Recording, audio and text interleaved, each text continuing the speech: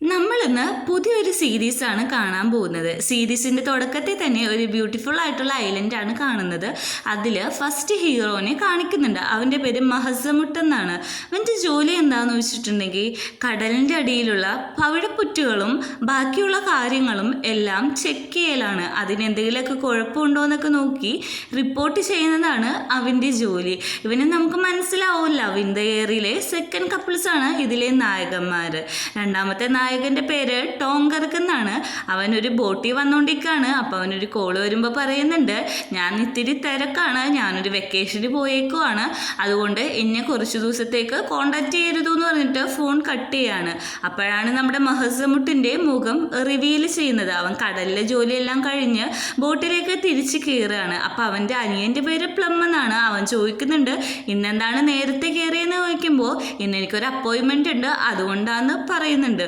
അങ്ങനെ പ്ലമ്മിനെയും നമ്മളെ കാണിക്കുന്നുണ്ട്. അപ്പോൾ മഹസമുട്ടിൻ്റെ ഫേസ് കാണുന്നുണ്ട്. അവൻ നല്ല ചാമായിട്ടുള്ളൊരു ബോയാണ്. അങ്ങനെ അനിയൻ പറയുന്നുണ്ട്, ഞാനതെല്ലാം പാക്ക് ചെയ്തെടുക്കാമെന്ന് പറയുമ്പോഴേക്കും അനിയനായ പ്ലമ്മിൻ്റെ കയ്യിൽ നിന്ന് ഒരു പെൺ താഴത്തേക്ക് പോകുന്നുണ്ട്. അപ്പം മഹസമുട്ട് പറയുന്നുണ്ട്, നീ ചെന്ന് ആ പെണ്ണെടുക്കാൻ പറയുമ്പോൾ എനിക്ക് നീന്താൻ അറിയില്ല, എനിക്ക് പേടിയാണ്, എനിക്ക് ആഴത്തേട്ട് പോകാൻ അറിയില്ല എന്നൊക്കെ പറഞ്ഞ് അനിയൻ അവൻ വെള്ളത്തിലേക്ക് തട്ടിയിടും. ആ പെണ്ണ് അങ്ങനെ കടലിൻ്റെ അടുത്തിട്ട് ചെന്ന് നിൽക്കുമ്പോഴാണ് ഈ സീരീസിൻ്റെ പേര് എഴുതി കാണിക്കുന്നത്. ലൗസി എന്നാണ്. അങ്ങനെ നമ്മുടെ ടോങ്കർക്ക് അവനെ പിക്ക് ചെയ്യാൻ വരുന്ന ആളിനെയും കാത്ത് വെയിറ്റ് ചെയ്ത് നിൽക്കുകയാണ്. അപ്പോൾ അവൻ അവിടെ ഈ ലോകത്തിലെ ഏറ്റവും നല്ല സ്വർഗമായിട്ടുള്ള സ്ഥലമൊന്ന് എഴുതി വെച്ചേക്കുമെന്ന് കാണുന്നുണ്ട്. അവൻ എങ്ങനെയാണ് ഇങ്ങോട്ട് എത്തിയെന്ന് നമ്മളെ ബാക്കപ്പ് സ്റ്റോറി കാണിക്കുന്നുണ്ട്. അവൻ രാവിലെ എണീക്കുമ്പോൾ ഒരു നോട്ട് കാണും. അവൻ്റെ മാനേജർ പറയുന്നുണ്ട്, നീ ഒരു ട്രിപ്പിന് പോയിട്ട് വാ, നിൻ്റെ പുതിയ നോവല് എഴുതുന്നതിന് അത് വളരെ ഹെൽപ്ഫുൾ ആയിരിക്കും എന്ന് പറഞ്ഞിട്ട് ടിക്കറ്റും കൂടി വെച്ചിട്ട് അവിടുന്ന് പോകുകയാണ്. അങ്ങനെയാണ് അവൻ ഈ ദ്വീപിലെത്തുന്നത്. അവൻ മനസ്സ് വിചാരിക്കുന്നുണ്ട്, ഇത് ലോകത്തിൽ സുരക്ഷിതമായ സ്ഥലമല്ല, ഏറ്റവും ഹെല്ലായിട്ടുള്ള സ്ഥലമാണെന്നൊക്കെ. അങ്ങനെ നമ്മുടെ മഹസമുട്ട് ടോങ്കർക്കിനെ കൂട്ടാൻ വേണ്ടിയിട്ട് അങ്ങോട്ട് വരുന്നുണ്ട്. അപ്പോൾ മഹസമുട്ടിനെ കാണുമ്പോൾ തന്നെ അവൻ പറയും, നീയാണോ എന്നെ പിക്ക് ചെയ്യാൻ വന്നിരിക്കുന്നത്? നീ എന്ത് വണ്ടിയും കൊണ്ടാണ് വന്നിരിക്കുന്നത്? ഞാൻ എത്ര ഫേമസ് ആയിട്ടുള്ള നോവലിസ്റ്റാണെന്ന് നിനക്കറിയോ? എൻ്റെ ലക്ഷറി ആയിട്ടുള്ള ലഗേജ് ഒന്നും ഇതിൽ വെക്കാൻ പറ്റില്ലെന്ന് പറയുമ്പോൾ മഹസമുട്ട് അവൻ്റെ ഫ്രണ്ടിൻ്റെ കയ്യിൽ നിന്ന് ഒരു ക്യാരി ബാഗ് പോലത്തുള്ള ഒരു വണ്ടി മേടിച്ചുകൊണ്ട് വന്നിട്ട് പറയാണ്, ഇതിലെന്തായാലും നിൻ്റെ ലഗേജ് വെക്കാൻ പറ്റുമെന്ന് പറഞ്ഞിട്ട് ടോങ്കർക്കിനെ കൂട്ടി അവിടുന്ന് പോകുന്നുണ്ട്. അപ്പോൾ നമ്മുടെ ആ ഐലൻഡ് എല്ലാവരെയും അവർ ഒന്ന് കാണിച്ചു തരുന്നുണ്ട്. പോകുന്ന വഴിയൊക്കെ അത്ര മോശമായിട്ടുള്ളതാണെങ്കിലും നല്ല ബ്യൂട്ടിഫുൾ ആണ്. നമ്മുടെ ടോങ്കർക്ക് ഭയങ്കര സ്റ്റൈലിഷിലൊക്കെയാണ് ഇരിക്കുന്നത്. കാരണം അവൻ അത്ര ഫേമസ് ആയിട്ടുള്ള നോവലിസ്റ്റ് ആയതുകൊണ്ട് ആരെങ്കിലും തിരിച്ചറിയുമെന്ന് വിചാരിച്ചായിരിക്കാം അവൻ അങ്ങനെ ഇരിക്കുന്നത്. അങ്ങനെ അവർ ഹോട്ടലെത്തുന്നുണ്ട്. അപ്പോൾ മഹസമുട്ട് പറയുന്നുണ്ട്, ഹോട്ടലെത്തി എന്ന് പറയുമ്പോൾ തന്നെ നമ്മുടെ ടോങ്കർക്ക് ഫോൺ എടുത്ത് അവനെ മാനേജറിനെ വിളിക്കുകയാണ്. എന്നിട്ട് പറയാണ്, നീ ഏത് വൃത്തികെട്ട സ്ഥലത്താണ് എന്നെ കൊണ്ടുവന്നാക്കിയത്? അതുമാത്രമല്ല, എനിക്കിവിടെ നിൽക്കാൻ പറ്റത്തില്ല, എനിക്കിപ്പോൾ തന്നെ തിരിച്ചു പോകണം. അപ്പോൾ നമ്മുടെ മഹസമുട്ട് അവൻ്റെ ബാഗെല്ലാം എടുത്ത് ഉള്ളിയിട്ട് കയറുന്നുണ്ട്. അപ്പം തന്നെ ടോങ്കർക്ക് പറയുന്നുണ്ട്, നിനക്കറിയാം എന്നെ പിക്ക് ചെയ്യാൻ വന്നത് ഒരു ഇഡിയറ്റ് ആയിട്ടുള്ള ഒരു ബോയാണ്, അവന് ഞാൻ ആരാന്ന് പോലും അറിയത്തില്ല, എനിക്കിവിടെ ഒട്ടും നിൽക്കാൻ പറ്റത്തില്ല, എനിക്ക് വീട്ടിൽ പോകണമെന്ന് പറഞ്ഞ് ടോങ്കർക്ക് ബഹളം വെച്ചുകൊണ്ടിരിക്കുന്ന സമയത്ത് മഹസമുട്ട് അവൻ്റെ ഫോൺ പിടിച്ച് വാങ്ങാണ്. അപ്പോൾ ടോങ്കർക്ക് അത് പിടിച്ച് വാങ്ങാൻ നോക്കുന്നുണ്ടെങ്കിലും മഹസമുട്ട് സംസാരിക്കുകയാണ്, ഹലോ കോൺ, ഞാൻ മഹസമുട്ടാണ്, നീ ഒന്നുകൊണ്ടും പേടിക്കണ്ട, ഇവൻ്റെ കാര്യം ഞാൻ ടേക്ക് കെയർ ചെയ്തോളാം എന്നൊക്കെ പറയുന്നുണ്ട്. പിന്നെ നിൻ്റെ ബോയ് ഫ്രണ്ടായിട്ടുള്ള ട്രിപ്പ് നന്നായിട്ട് നടക്കട്ടെ എന്ന് പറയുന്നുണ്ട്. ഇത് കേട്ട ടോങ്കർക്ക് ചോദിക്കുന്നുണ്ട്, നിനക്ക് അവനെയും അറിയാം അവൻ്റെ ബോയ് ഫ്രണ്ടിനെയും അറിയാമല്ലേ എന്ന് ചോദിക്കുമ്പോൾ മഹസമുട്ട് ഒന്നും മിണ്ടുന്നില്ല. ടോങ്കർക്ക് പറയാണ്, നീ എൻ്റെ മുമ്പിൽ പെടരുത്, പൊക്കോളാൻ പറഞ്ഞ് മുമ്പോട്ട് നടക്കുമ്പോൾ ഒരു ബ്യൂട്ടിഫുൾ ആയിട്ടുള്ള ബീച്ചാണ് കാണുന്നത്. അവിടുത്തെ സ്ഥലമൊക്കെ അത്ര ഹെവൻഫുള്ളായിട്ട് ഭയങ്കര ബ്യൂട്ടിയിലും വൃത്തിക്കുമാണ് അറേഞ്ച് ചെയ്തിരിക്കുന്നത്.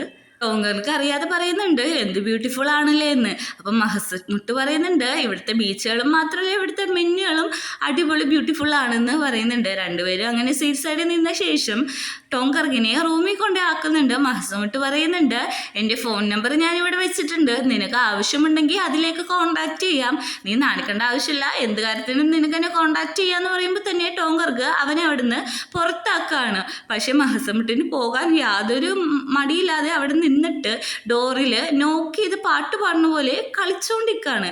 അപ്പോൾ നമ്മുടെ ടോങ്കർക്ക് വന്നിട്ട് പറയും, എനിക്ക് നിൻ്റെ ആവശ്യമില്ല, നീ ഇവിടുന്ന് പെട്ടെന്ന് തന്നെ പോകണമെന്ന് പറഞ്ഞിട്ട് ആ കർട്ടൻ അങ്ങ് ഇടാണ്. അവിടെ മഹസമുട്ടിൻ്റെ നമ്പർ എഴുതി വെച്ച പേപ്പർ ചുരുട്ടിക്കൂട്ടി അവൻ വേസ്റ്റ് ബിന്നിലിട്ടിട്ട് അവൻ്റെ സൂട്ട് കേസിനെ ചീത്ത വിളിക്കുകയാണ്. ലക്ഷറി ആണ് പോലും, എത്ര സ്റ്റുപ്പിഡായിട്ടുള്ള സൂട്ട് കേസാണ് നീ എന്താ ഓപ്പൺ ആവട്ടെ എന്നൊക്കെ പറഞ്ഞ് അതിനോട് തല്ലുകൂടി ഓരോരോ തിങ്സ് പുറത്തേക്ക് എടുത്തു വെക്കുകയാണ്.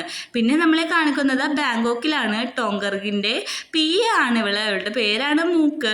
അപ്പോൾ അവള് ടോങ്കർക്ക് ഇല്ലാത്തത് കൊണ്ട് തന്നെ എല്ലാ കാര്യങ്ങളും ഒറ്റക്കാണ് മാനേജ് ചെയ്യുന്നത്. ഫോൺ വിളിക്കുന്ന ആൾക്കാരോട് പറയുന്നുണ്ട്, ടോങ്കർക്ക് ഇവിടെ ഇല്ല, വെക്കേഷന് പോയേക്കാണ്, അതുകൊണ്ട് എല്ലാ കാര്യവും ഞാനാണ് നോക്കുന്നത്, നിങ്ങളുടെ കാര്യങ്ങളെല്ലാം ഞാൻ സമയത്തിന് ചെയ്തു തരാം, എനിക്ക് കുറച്ച് സമയം വേണമെന്നൊക്കെ പറഞ്ഞ് രാവിലെ തൊട്ട് ഓരോ കോൾസും അറ്റൻഡ് ചെയ്തുകൊണ്ടിരിക്കുകയാണ്.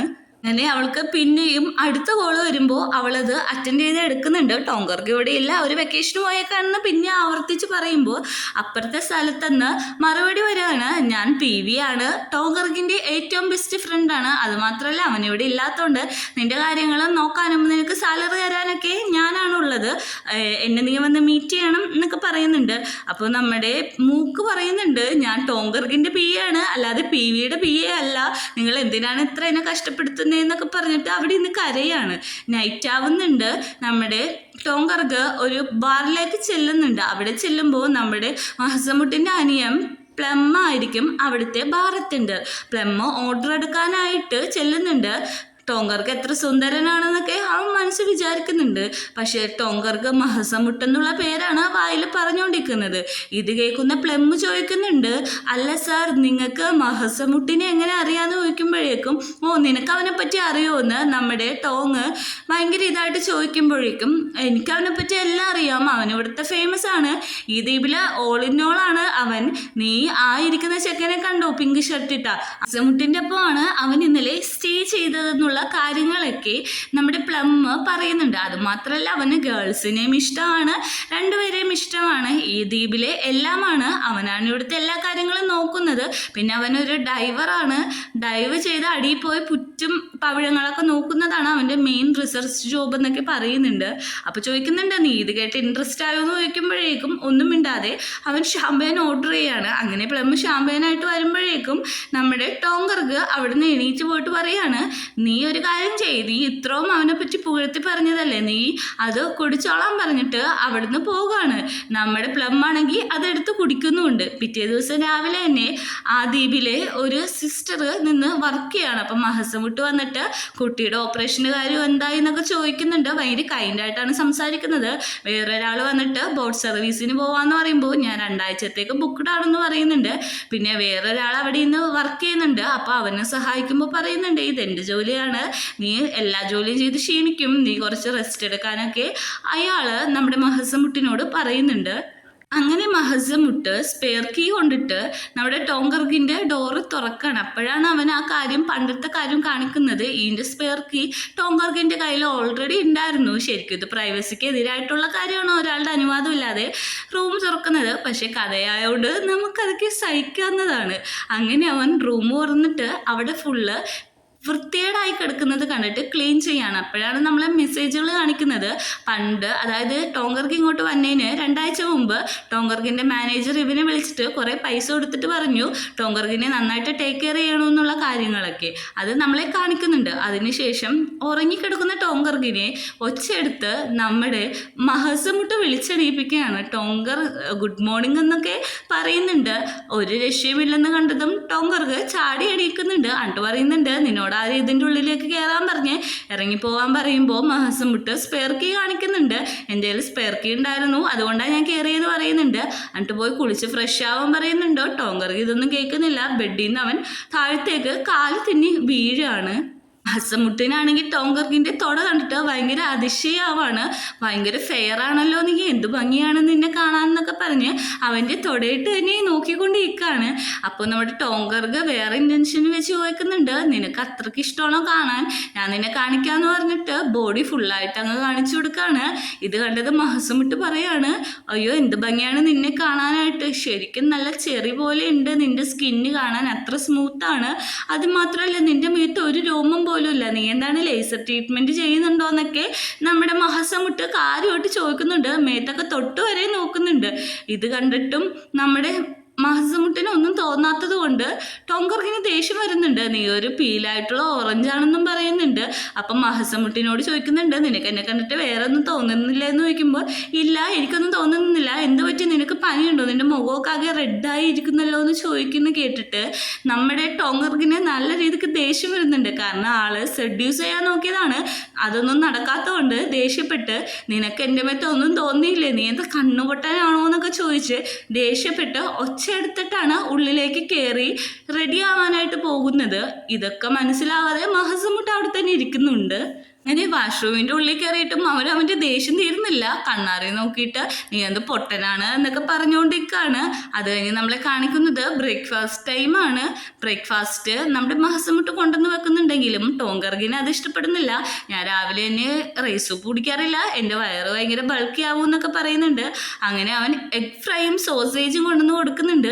പക്ഷെ പറയുന്നുണ്ട് എൻ്റെ സ്കിന്നിൽ ഓയിലി ആവും, ഇങ്ങനത്തെ ഫുഡൊന്നും ഞാൻ കഴിക്കാറില്ല എന്ന് പറഞ്ഞിട്ട് അവൻ പിന്നെയും വേറെ ഫുഡ് കൊണ്ടുവന്ന് കൊടുക്കുന്നുണ്ട്. അവസാനം കൊണ്ട് കൊടുത്ത ഫുഡ് അവന് ഇഷ്ടപ്പെടുന്നുണ്ട്.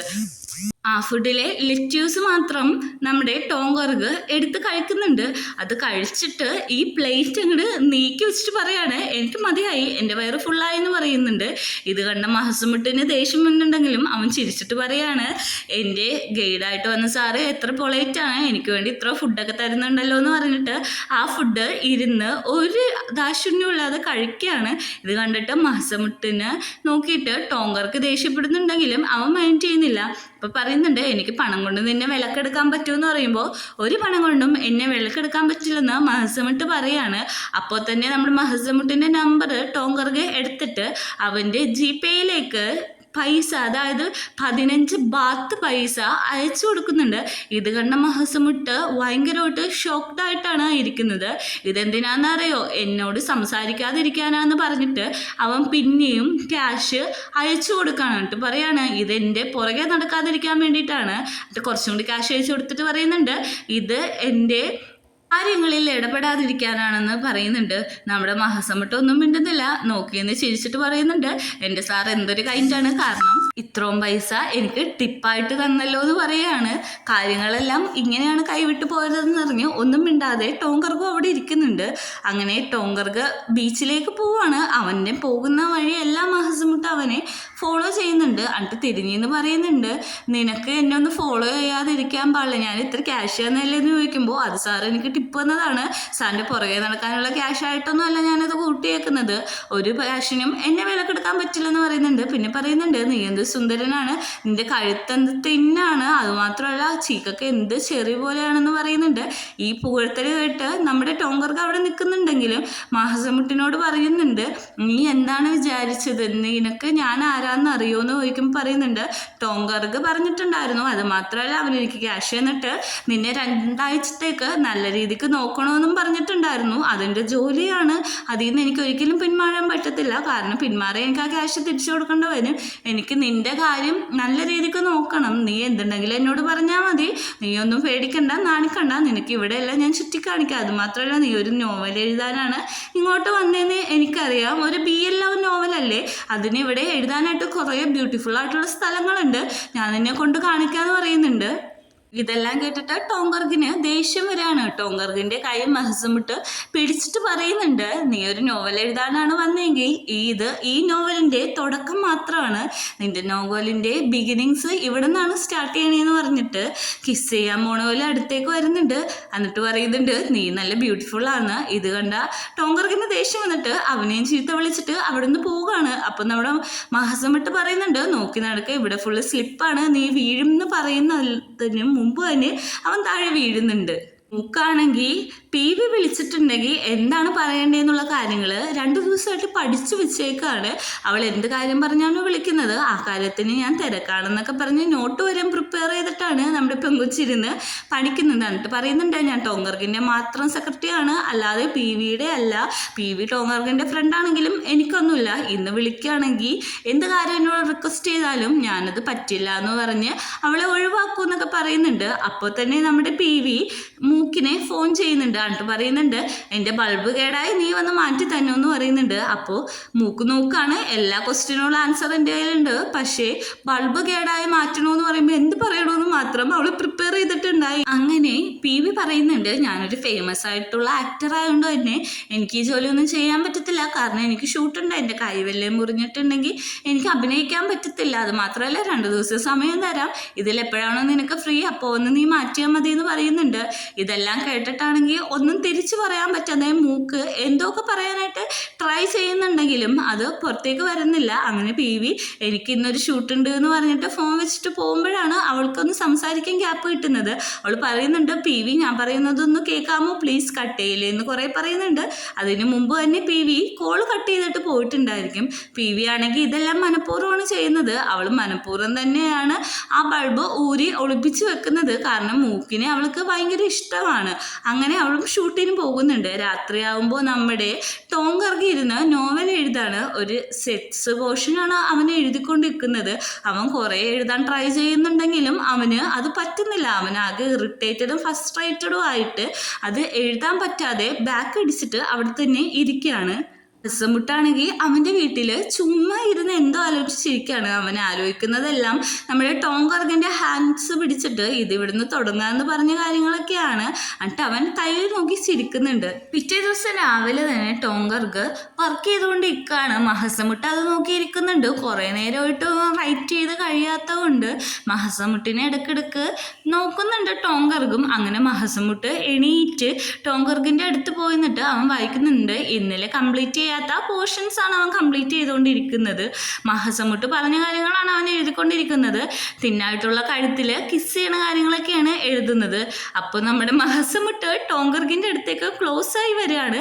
ഇപ്പം കിസ് ചെയ്യുമെന്ന് നമുക്ക് തോന്നും, പക്ഷെ അവൻ കിസ് ചെയ്യില്ല.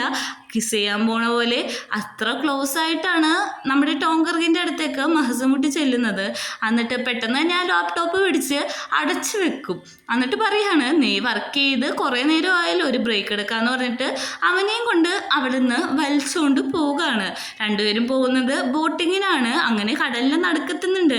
നമ്മുടെ ടോം കർഗ് അങ്ങോട്ടും ഇങ്ങോട്ടും ഓടുമ്പോൾ മഹസമുട്ട് പറയുന്നുണ്ട്, നീ കുച്ചു കൊച്ചൊന്നല്ല, നീ ഒന്ന് അടങ്ങി ഇരിക്കുക എന്ന് പറയുമ്പോൾ അവന് സങ്കടം വന്നിട്ട് കൈയും കെട്ടി മുഖവും വിറപ്പിച്ച് അടങ്ങിയിരിക്കുകയാണ്. അപ്പോൾ തന്നെ അവനൊരു കോള് വരും. അവനൊന്ന് റിഫ്രഷ് ആയതിനു ശേഷം ആ കോള് അറ്റൻഡ് ചെയ്യാണ്. മൂക്കാണ് വിളിക്കുന്നത്. അപ്പോൾ മഹസമുട്ട് പറയുന്നുണ്ട്, ഇവിടെ കോളിന് റേഞ്ച് ഒന്നും ഇല്ല എന്ന് പറയുമ്പോൾ നീ എൻ്റെ കാര്യത്തിൽ ഇടപെടണ്ടെന്ന് പറഞ്ഞ് കോള് അറ്റൻഡ് ചെയ്തുകൊണ്ടിരിക്കുകയാണ്. നീ ഒന്നും കൂടി പറയാമോ, എനിക്കൊന്നും കേൾക്കാൻ പറ്റുന്നില്ല, നീ ഇപ്പം എന്താണ് പറഞ്ഞത് ഒന്ന് റിപ്പീറ്റ് ചെയ്ത് പറയാനൊക്കെ നമ്മുടെ ടോം കർഗ് പറയുന്നുണ്ട്. അങ്ങനെ ആ കോള് കട്ടാവുന്നുണ്ട്. അപ്പോഴേക്കും മഹസമുട്ട് വെള്ളത്തിലേക്ക് ചാടുന്ന ഒച്ചയാണ് ടോം കർഗ് കേൾക്കുന്നത്. അവനാകെ ടെൻഷനായിട്ട് ആ ബോട്ടിൻ്റെ പല സ്ഥലത്തും പോയി നോക്കുന്നുണ്ട്. നടുക്കടലിൽ ആ ബോട്ടും ടോം കർഗും മാത്രമാണ് അവിടെ നിൽക്കുന്നത്. അവനാകെ നല്ല രീതിക്ക് പേടിയാവുന്നുണ്ട്. നല്ല രീതിക്ക് അവൻ പാനിക് ആവുന്നുണ്ട്. കുറേ നേരം നോക്കിയിട്ടും കാണാതെ അവൻ അവിടെ നിന്ന് കരയുന്നുണ്ട്. അങ്ങോട്ട് മഹസമുട്ടി കയറി വന്നിട്ട് പറയും, നീ ഓഷനിലെ ഓയിസ്റ്റർ കഴിച്ചിട്ടില്ലല്ലോ, നല്ല ടേസ്റ്റാന്ന് പറയുമ്പോഴാണ് നമ്മുടെ ടോം കർഗ് അവിടെ നിന്ന് കരയുന്നത് കാണുന്നത്. അപ്പോൾ മഹസമുട്ട് ചോദിക്കുന്നുണ്ട്, ഫോൺ കോളിൽ എന്തെങ്കിലും ബാഡായിട്ടുള്ള ന്യൂസ് ആണോ അറിഞ്ഞതെന്ന് ചോദിക്കുന്നുണ്ട്. അപ്പോഴൊന്നും മിണ്ടില്ല. ഞാൻ വെള്ളത്തിൽ ചാടിയോണ്ടാണോ, അതിന് പേടിക്കണ്ട, ഞാൻ എപ്പോഴും ചാടാറുള്ളതാന്ന് പറയുന്നുണ്ട്. മഹസമുട്ടിനെ നോക്കിയിട്ട് ടോം കർഗ് നിന്ന് കരയാണ്. എന്നിട്ട് പറയുന്നുണ്ട്, നിനക്കൊരു കാര്യം അറിയോ, ഞാൻ ഹാർട്ട് അറ്റാക്ക് വന്നിപ്പോൾ മരിച്ചെങ്കിൽ ആരാണ് അതിന് ഉത്തരവാദിത്തം പറയാമെന്ന് ചോദിക്കുന്നുണ്ട്. അതുമാത്രമല്ല, നീ എന്തിനാണ് എന്നെ ഇത്ര അധികം വിഷമിച്ചത്, നീ കാരണം ഞാൻ വിചാരിച്ചത് നീ ഇനി ഒരിക്കലും തിരിച്ചു വരില്ലെന്നാണ്. ഞാൻ നിനക്ക് ഇമ്പോർട്ടൻ്റ് അല്ലായിരിക്കാം, പക്ഷെ നീ മരിക്കുന്നതിൽ എനിക്ക് സങ്കടം ഉണ്ട് എന്നൊക്കെ പറഞ്ഞിട്ട് അവിടെ നിന്ന് പൊട്ടി കരയാണ്. കാരണം ചെക്കൻ അത്ര രീതിക്ക് പേടിച്ച് പോയിട്ടുണ്ട്. അപ്പോൾ മഹസമുട്ട് സമാധാനിച്ചിട്ട് നെറ്റിയിലൊരു കിസ് ചെയ്യാണ്. എന്നിട്ട് പറയുന്നുണ്ട്, നീ പേടിക്കണ്ട, ഞാൻ നിൻ്റെ കൂടെ തന്നെ ഉണ്ടല്ലോ, എനിക്കൊന്നും പറ്റിയിട്ടില്ല, എപ്പോഴും ഞാൻ നിൻ്റെ കൂടെ തന്നെ ഉണ്ടാവുമെന്ന് പറഞ്ഞിട്ട് രണ്ടുപേരും ഹഗ് ചെയ്ത് അങ്ങനെ തന്നെ അങ്ങ് നിൽക്കുകയാണ്. കുറച്ച് നേരം കഴിഞ്ഞിട്ട് ടോം കർഗ് ഓക്കെ ആയിട്ട് അവിടെ ഇരിക്കുന്നുണ്ട്. മഹസമുട്ടി ചെന്ന് കർച്ചീഫ് കൊടുത്തിട്ട്, നിന്റെ കണ്ണൊക്കെ പഫി ആയിട്ടുണ്ട്, നീ ക്ലീൻ ചെയ്യാനൊക്കെ പറയുന്നുണ്ട്. അപ്പോഴേക്കും പറയുന്നുണ്ട്, നീ ഇങ്ങനെയൊന്നും ചെയ്യരുതെന്ന്. മഹസമുട്ട് അവൻ്റെ ഷർട്ട് ഊരാൻ പോകുമ്പോൾ, നീ എന്താണ് ചെയ്യാൻ പോണേ, വെള്ളത്തിൽ ചാടാൻ പോണേണോ എന്ന് ചോദിക്കുന്നുണ്ട്. അല്ല, എൻ്റെ ഷർട്ട് നനഞ്ഞോണ്ടാന്ന് പറഞ്ഞിട്ട് അവനത് ഊരാതെ തിരിച്ചിടുന്നുണ്ട്. ചോദിക്കുന്നുണ്ട്, നിനക്കിന്ന് രാത്രി എന്താണ് കഴിക്കാൻ വേണ്ടത്, ഓയിസ്റ്ററിനാണോ അല്ലെങ്കിൽ ഹൻസേർട്ടിൽ എന്നെയാണോ എന്ന് ഡബിൾ മീനിങ്ങിൽ ചോദിക്കുന്നിടത്ത് വെച്ച് ഈ എപ്പിസോഡ് അവസാനിക്കുകയാണ്. തുടക്കം തന്നെ ഈ എപ്പിസോഡ് ഇത്ര അടിപൊളിയാണെങ്കിൽ ബാക്കിയുള്ള എപ്പിസോഡൊക്കെ എങ്ങനെയാണെന്ന് തന്നെ എനിക്ക് പറഞ്ഞ് തരാനായിട്ട് പറ്റുന്നില്ല. നിങ്ങൾ എന്തായാലും വെയിറ്റ് ചെയ്യുക. ഈ സീരീസിൻ്റെ കാര്യം ഒന്ന് കമൻറ്റ് കൂടി ചെയ്യുക.